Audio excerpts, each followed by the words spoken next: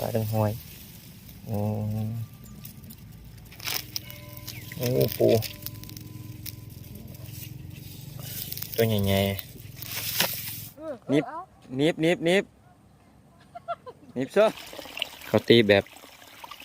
ดังเดิมเนาะ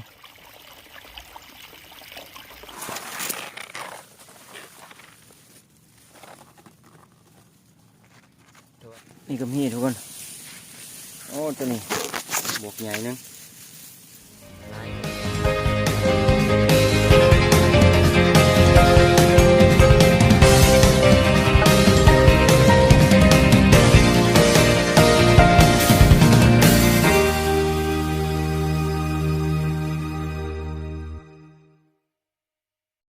สบายดีพี่น้องอยู่ท้องไห้ท้องหน้าคือเก่านะสบายดีเด้อหมดทุกคนอยู่ท้องไห้ท้องหน้าคือเก่า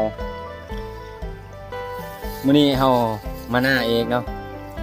เบิ่งแต่เข้าที่ว่าข้าพเจ้าได้ถ่ายคลิปไปเธอก่อนหันแม่นได้2 อาทิตย์แล้วเนาะที่ได้มาหน้าอีกก็คือเห็นเขาเรื่องแล้วเนาะเขาเริ่มเรื่องละบอลที่เขาจะไปถ่ายเท่าแล้วหันก็เดี๋ยวนี้เขาเกี่ยวหมดแล้วเนาะเขาเกี่ยวแล้วเขาตีหมดละเดี๋ยวนี้เขาเรื่องละมาตัดนำเนาะก็คือเอานำออกเอามาตัดนำเนาะตัดนำหน้าเพื่อให้เขาเรื่องแล้วก็ดินหน้าที่มันเป็นขี้ต้มเนาะให้มันแห้งก็คลิปนี้ก็พาทุกคนมาเบิ่งเอามาตัดนำเนาะคำว่าตัดนำแล้วมันจะมีปลาขอนปลาหน่อยปลาใหญ่ขอนเนาะขอนอยู่ตามบวกนำเนาะฉะนั้นคลิปนี้จะพาทุกคนมาเบิ่งปลาขอนเนาะว่ามันจะมีลายเรือบ่ลายเนาะเห็นเมื่อกี้มาหันก็เห็นอยู่บวกนึงก็ปลาตายไปแด่เนาะฉะนั้นเอามาติดตามรับชมเนาะเบิ่งแต่เขาเรื่องงามเนาะเขาเรื่องกำลังงาม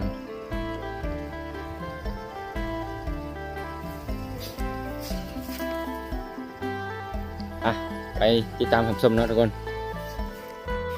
ช่วงนี้นี่เป็นช่วงความสุขของชาวไร่ชาวนาเนาะเห็นเขาเรื่องเต็มทุ่งนาแล้วก็เวลาเขาตัดนำก็จะมีความสุขในการซอกหา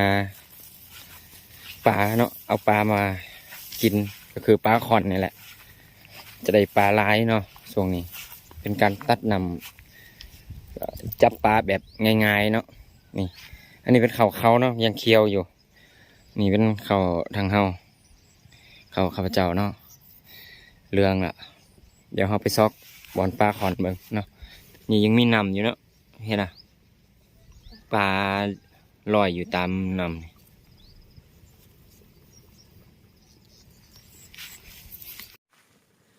แบบนี้เนาะเป็นบอลตั้งหน้าเนาะทุกคนเป็นบอลทางจะเหลื่อมสุดบอลที่ปลาขึ้นปลาลงแล้วก็หอยจะมีหอยเนาะหอยปูปลาที่มันขึ้นลงบอลนี่มีแต่หอยเนาะหอยหน่อยหอยใหญ่แต่ว่าบ่มีปลา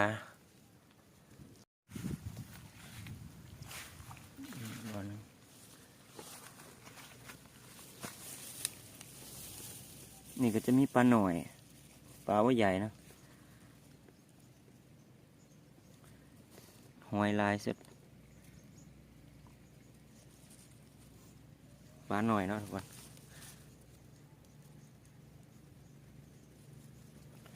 เดี๋ยวเขาซอกต่อไปตรงนี้นี่ผู้ได้เป็นเจ้าของหน้าเนาะต้องได้เฝ้าหน้าเพราะว่าปลาขอนนี่นำต่างหน้าอยู่บนไหนนี่มันจะมีคนมาเอาเนาะคันเอาแต่ปลาก็ดีแต่มันจะเหยียบใส่เข่าพร้อมเนาะจะเหยียบเข่าพร้อมช่วงนี้จะ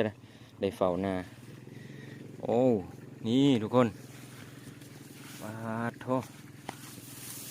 ปลาขอนเนาะนี่ปลาหน่อยเนาะ จะขอนตายอยู่กันแบบนี้โอ้เสียดายเด้คันป้าหน่อยแบบนี้เอาไปแอปเนาะทุกคนเอาไปแอปเคยกินบ่ลายสุดแต่มันตายหมดแล้วตัวนี้เนาะแต่ยังบ่เน่าเถื่อว่าตายใหม่ๆแต่มันตัวหน่อยเนาะ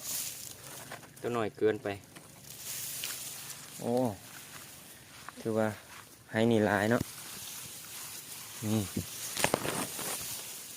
นี่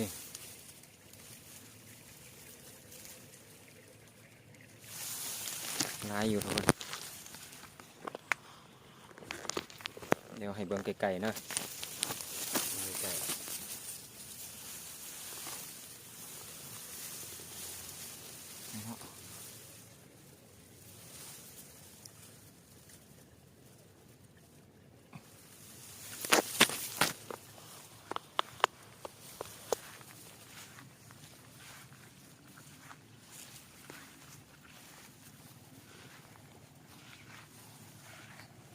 ทางเขายังไม่ได้ตัดน้ำเนาะเขายังเคี้ยวอยู่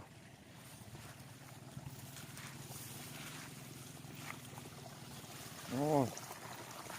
โยกเมื่อกี้นี่ปลาหน่อยเกิน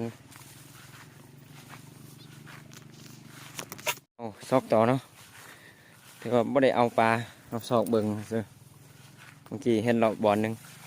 แต่เป็นปลาหน่อยเนาะเป็นปลาหน่อยโพดเดี๋ยวไปซอกต่อไปเนาะนี่เห็นแล้วทุกคนนี่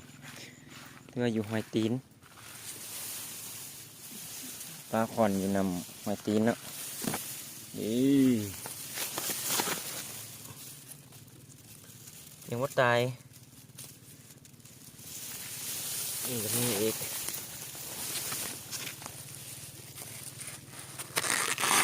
โอ้สองโฟกัสนี่เนาะอยู่ไกลหมดอีกนี่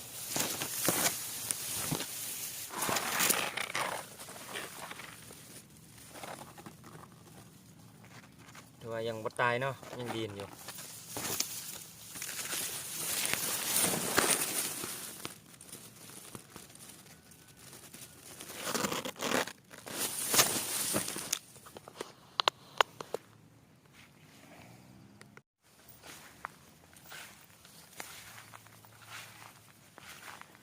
ก็ความสุขของชาวไร่ชาวนาก็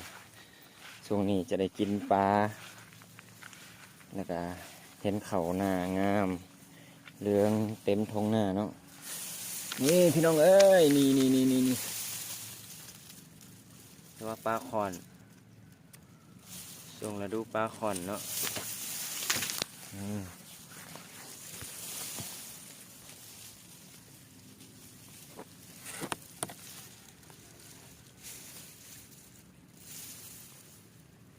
นี่ก็มีทุกคนโอ้ตัวนี้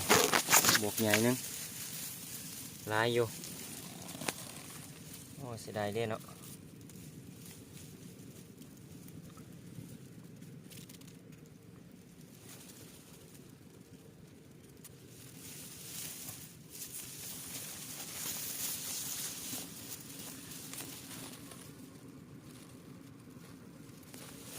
คือว่ามีลายอยู่ตัวนี้เนาะปลายังไม่ตายเลยแต่ตัวหน่อยเนาะไม่มีปลาตัวใหญ่เลยเหลือแต่ปลาหน่อย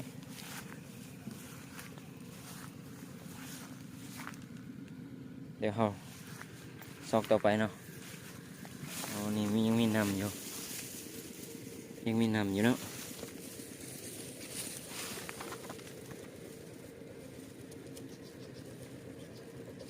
โอ้ตัวใหญ่ทุกคนโอ้ใหญ่อยู่นี่เฮ้ย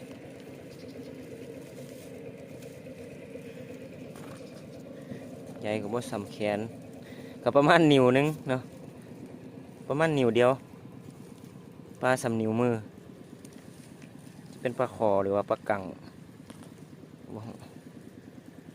บ่มีลายมีหน่อย ถือว่าปลาหน่อยยังบ่ทันได้ไปกับน้ำเนาะถือว่ามันยังมาค้างอยู่ตามหอยตีนที่เป็นน้ำเต๋อน้ำค้างเนาะสำหรับเป็นปลาใหญ่ในเวลาฝนตกนี่ปลาใหญ่มันจะไปนำฝนเลย แต่ว่าปลาหน่อยบ่หูทางไปนะเดี๋ยวเราซอกต่อไปก็มีทุกคนโอ้ยบ่โฟกัสกล่องปูแล้วหอยคือว่าบ่มีปลาใหญ่นะนี่เรียกว่าเป็นนำเลย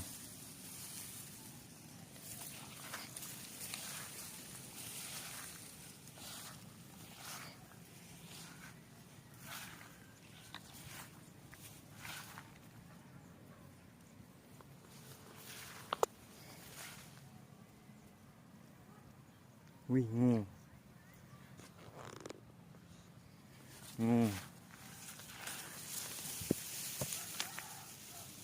นี่งูเห็นบ่ทุกคนโอ้ยไปแล้วเห็นบ่งู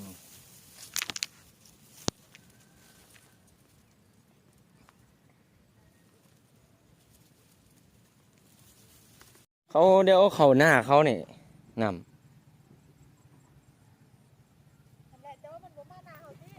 มาสองล็อกอันตัวต่างกันเนาะเดี๋ยวจะได้รีบตื้อเลยอ่ะ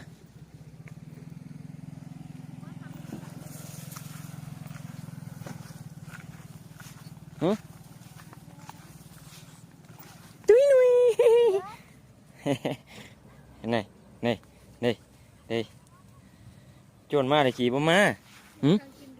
หืมโอ้ลายหันตะกี้ลายนะหันบ่เอาเลยนี่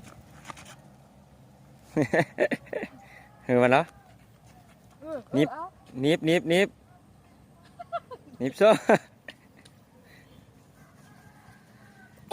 หอยตายเต็มนี่ไปตุ้ยกันนะไปตุ้ยนะเนาะไปตุ้ยกันนะไปชอกปลาไป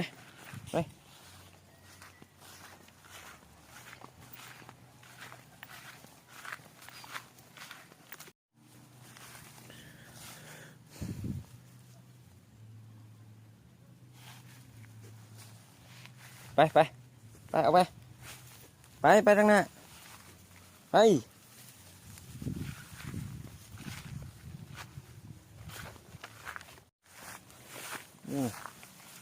นำคุณเลยโอ้มีคนลงเห็ดแบบนี้เลยเนาะเห็นบอกเข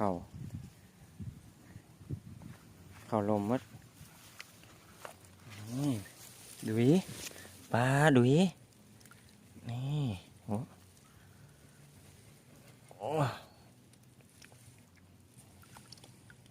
นี่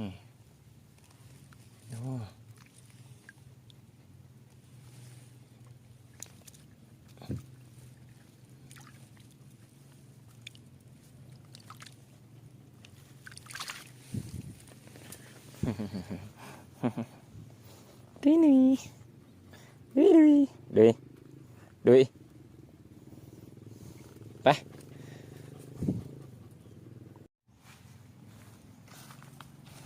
ดุยเฮ้ย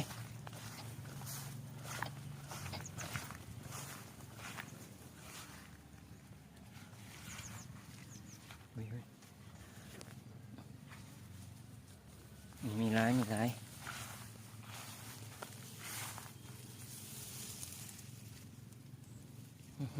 ปลาหน่อยลาย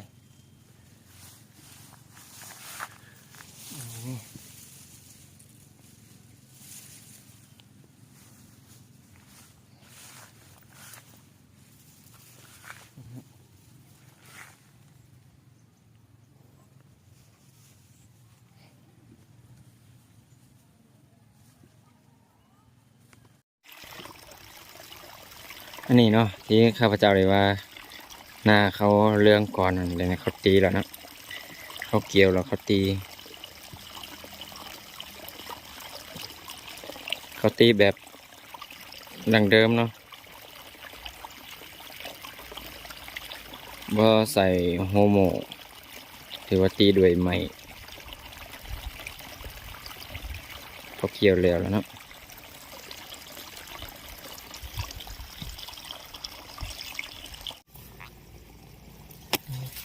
มาโอ้ดิโอ้นี่ลายนี่ก็ปลาคอนนี่ทุกคนปลาดังหอยโอ้นี่อยู่หูปูนี่มีน้ำเพื่อน้ำแห้งใหม่ๆปลาซิว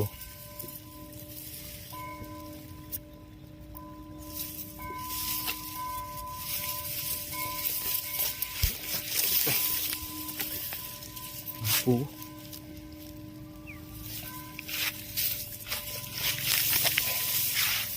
โอ้นี่คนร้ายนำยังร้ายอยู่นะโอ้ปูตัวใหญ่ๆปูตัวเมย์หอยก็ลาย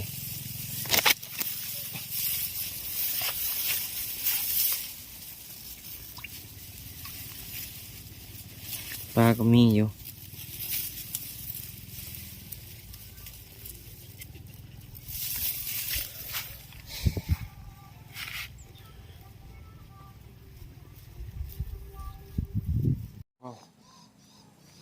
ว้าวโอ้นำลายอยู่นำลายนี้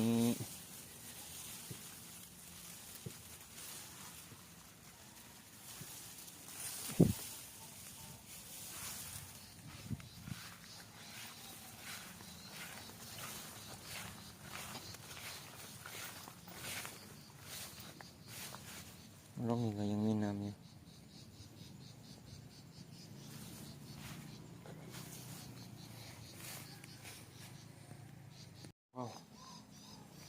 ว้าวโอ้นำลายอยู่นำลายนี้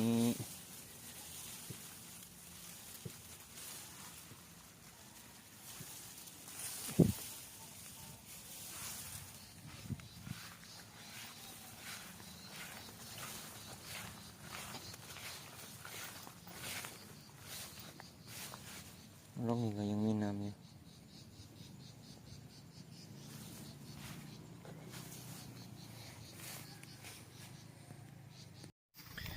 โอเคเนาะพี่น้อง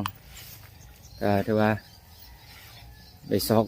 บ่อนปลาคอนก็มีเล็กๆน้อยๆเนาะก็ไม่มีลายก็จะเอาก็บ่พอเอาเนาะ